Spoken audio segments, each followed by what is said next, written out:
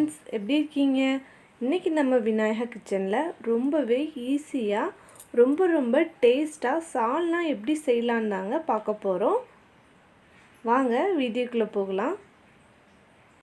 அடுப்பான் பண்ணி கடாய் வச்சுருக்கேன். அதில் 2 ஸ்பூன் நல்லெண்ணெய் சேர்த்துக்கிறேன்.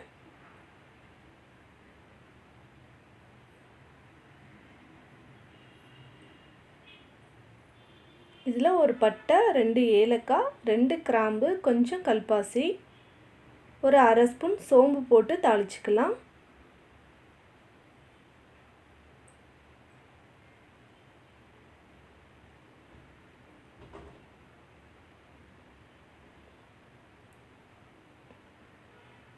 இதில் ஒரு பெரிய சைஸ் ஆனியனை நான் சின்னதாக கட் பண்ணி வச்சுருக்கேன்.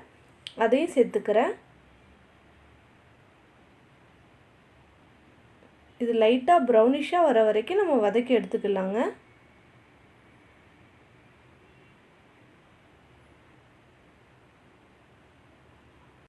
இப்போ இந்த அளவுக்கு வதங்கினது போதுங்க. இதில் ஒரு 2 ஸ்பூன் இஞ்சி பூண்டு பேஸ்ட்டு சேர்த்துக்கிறேன். இதோட பச்சை வாசனை போகிற வரைக்கும் நம்ம வதக்கி எடுத்துக்கலாம்.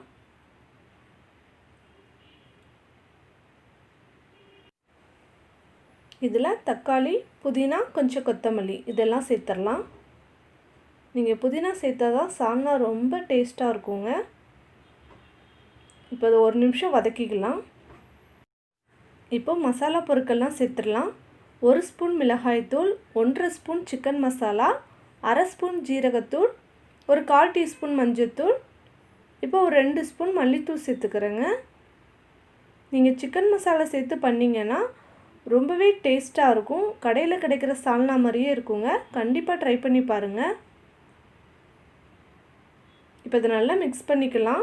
நம்ம மசாலா பொருட்கள்லாம் சேர்த்துருக்கனால அதோட பச்சை வாசனையெல்லாம் நல்லா போகணுங்க. அடுப்பை மீடியம் ஃப்ளேமில் வச்சுக்கோங்க, இல்லைன்னா அடி பிடிச்சிரும்.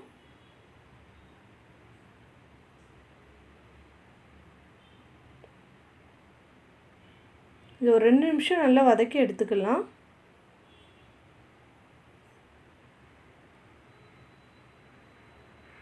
மிக்ஸி சாரில் ஒரு 1/4 கப் தேங்காய் எடுத்திருக்கேன்.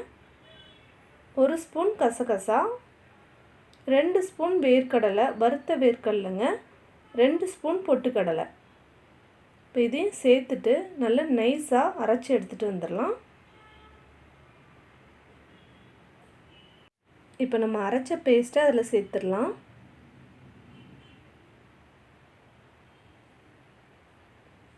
இப்போ இதை ஒரு டைம் நல்லா மிக்ஸ் பண்ணிக்கோங்க.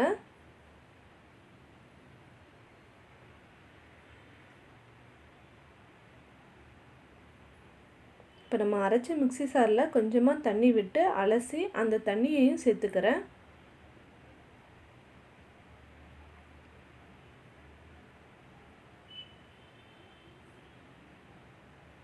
இப்போ சால்னாக்கு தேவையான அளவு உப்பு சேர்த்துடலாங்க.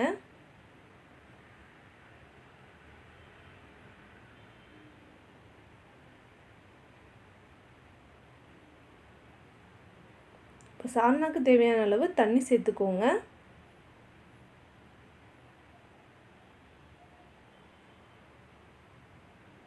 இப்போ இது நல்லா கொதித்து வரட்டுங்க. ஒரு மூடி போட்டு நல்லா கொதிக்க விடுங்க.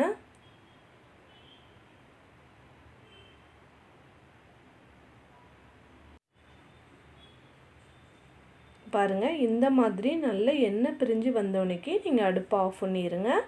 நம்மளுடைய சால்னா ரொம்பவே சூப்பராக ரெடி ஆயிடுச்சுங்க. ரோட்டு கடையில் வாங்கி சாப்பிடக்கூடிய அதே டேஸ்ட்டில் இருக்குங்க. கண்டிப்பாக நீங்கள் உங்கள் வீட்டில் செஞ்சு பாருங்கள். நீங்கள் செஞ்சு பார்த்துட்டு உங்கள் கமெண்டை மறக்காமல் எங்களுக்கு அனுப்புங்க.